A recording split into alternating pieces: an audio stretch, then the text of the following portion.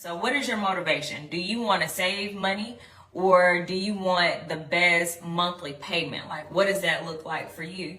And so you and I will get together, we'll discuss those things, we'll see what exactly is your motivation, because if it is monthly payment, I highly doubt that utilizing a down payment assistance program, especially if you have assets, if that is something that we would typically, explore.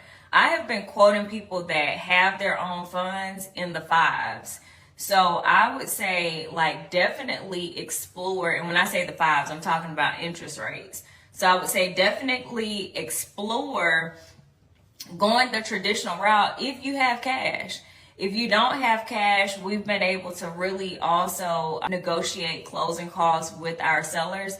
That is not across the board. It does not mean that a seller is supposed to give you anything. A seller does not have to give you $1 towards any sort of closing costs. But if they do decide to give you $1, like, we want to be grateful in that moment, because it is not the seller's responsibility to fund your purchase at all. This is all you. You decided to purchase, so you have to be ready to take that step and that leap into home ownership. So make sure that you have at minimum 3.5% down. That's for your down payment.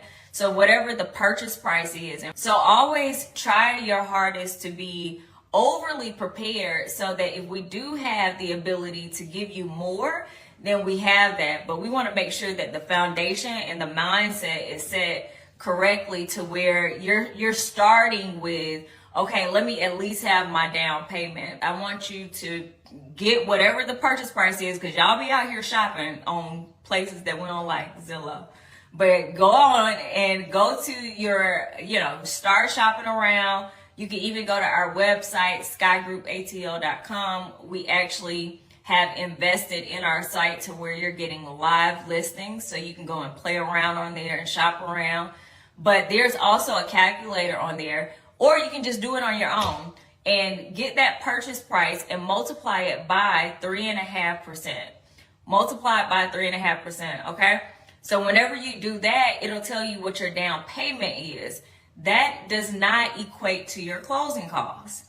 So that is only the down payment. So then we have to talk about closing costs. So closing costs is typically comprised of your attorney fees, it's comprised of any of your prepaids, so your taxes and your insurance, any escrows, like all of that is your closing costs. And so you also want to account for that as well. That could be estimated at another 3%. It could be a little bit more depending on your taxes, your insurance, how many months of escrows, things of that nature.